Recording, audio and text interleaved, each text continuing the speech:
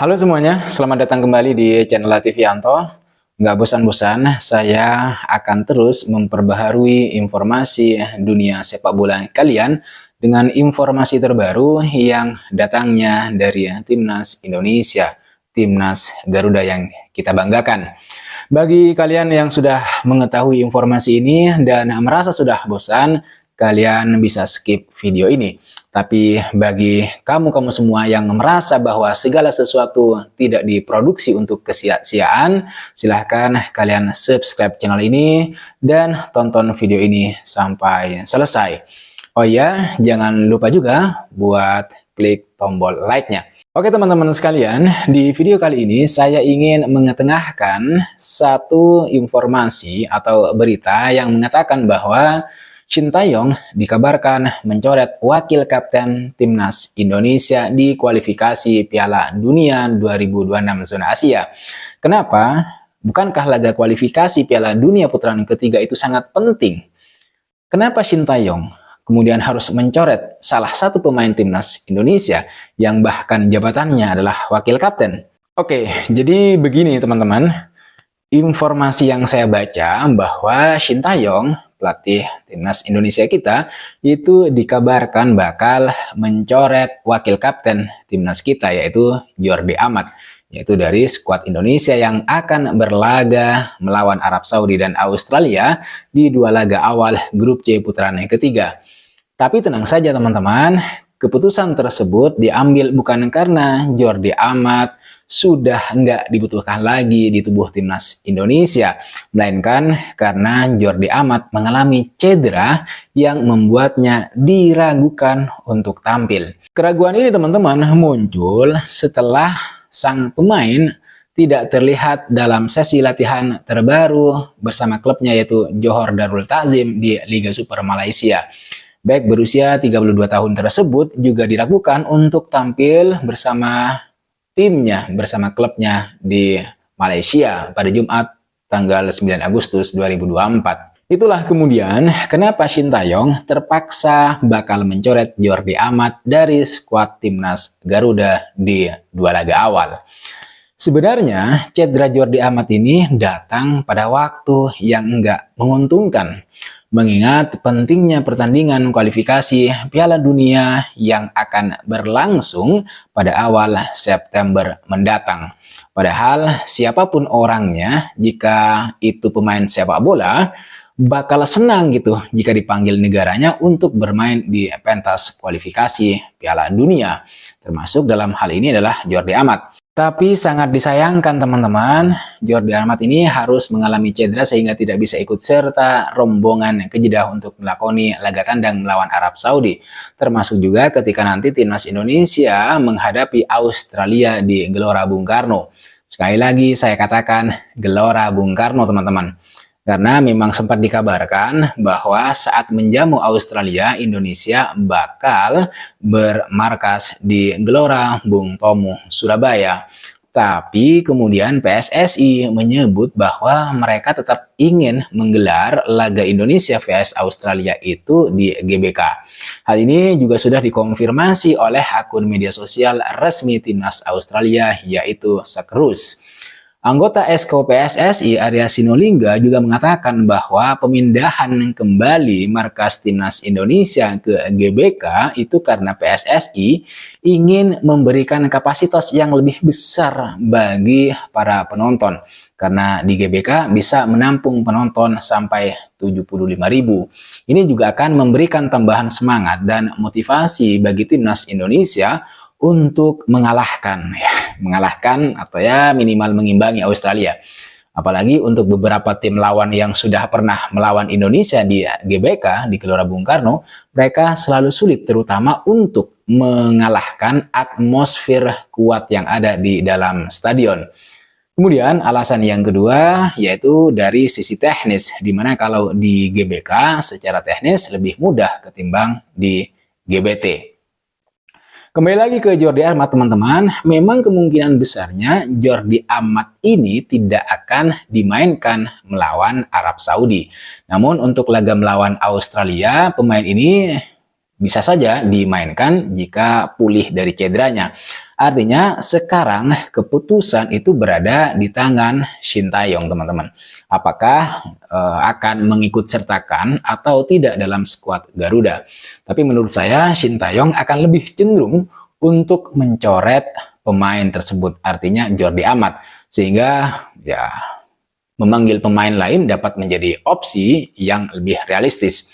Salah satu nama yang mencuat sebagai penggantinya adalah Elkan Bagot dari Blackpool FC. Bek bertinggi badan 196 cm ini saya kira bisa membentuk trio tangguh bersama Rizky Ridho dan Jay Itzes.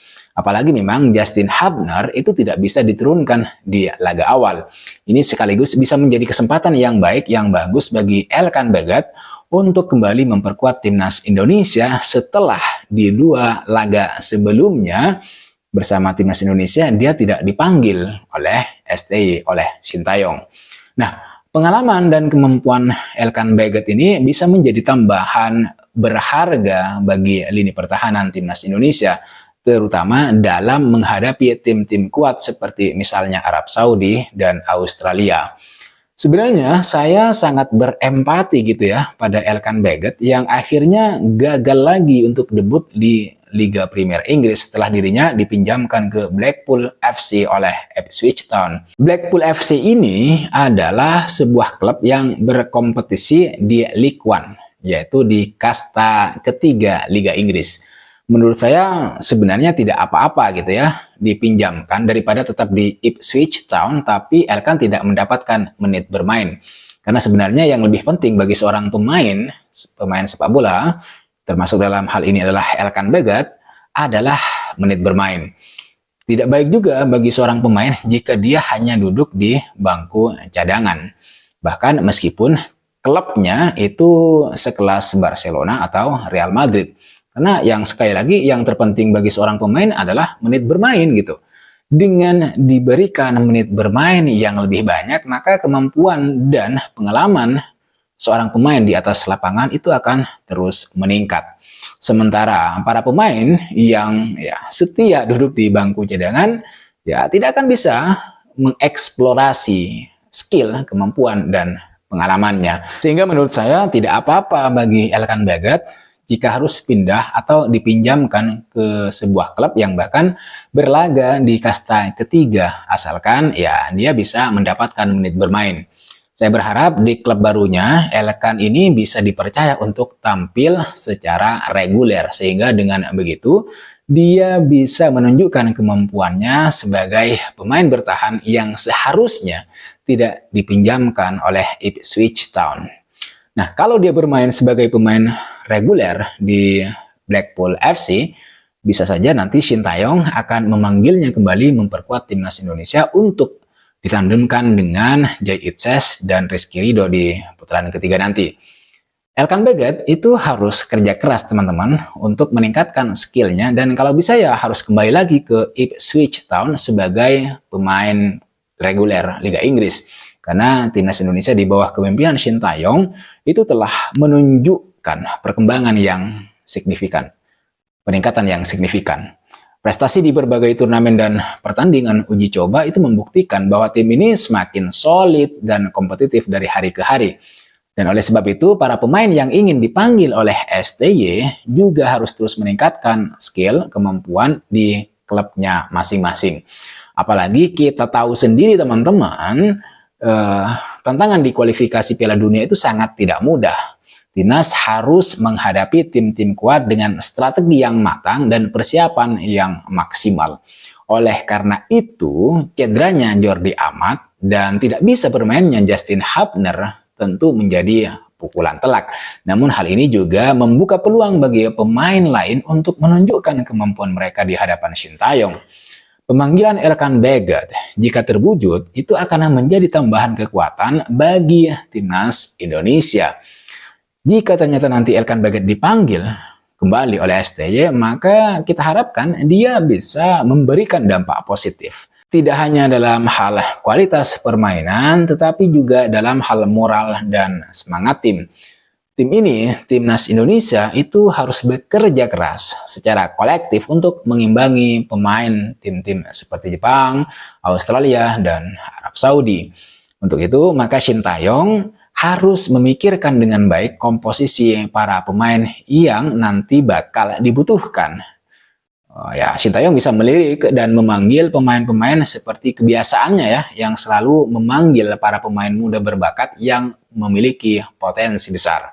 Misalnya, menurut saya salah satu pemain yang bisa dipertimbangkan untuk dipanggil oleh STY itu adalah Jens Raven ya. Seperti yang sudah saya bahas. Pemain ini memiliki kualitas yang cukup baik, bahkan sangat baik sebagai seorang penyerang berkarakter nomor punggung 9, penyerang murni. Apalagi sekarang di timnas, itu kan kedatangan asisten pelatih baru yang konon kabarnya khusus untuk memoles dan melatih para pemain penyerang. Menurut saya kombinasi pemain senior dan pemain muda itu akan sangat menarik dan diharapkan bisa memberikan keseimbangan dan dinamika yang baik dalam tim. Terutama ya bukan hanya keseimbangan, karena yang paling penting adalah kelolosan timnas Indonesia ke Piala Dunia 2026. Saya sih memiliki keyakinan begitu ya bahwa timnas Indonesia bakalan bisa melaju lebih jauh di kualifikasi Piala Dunia putaran ketiga.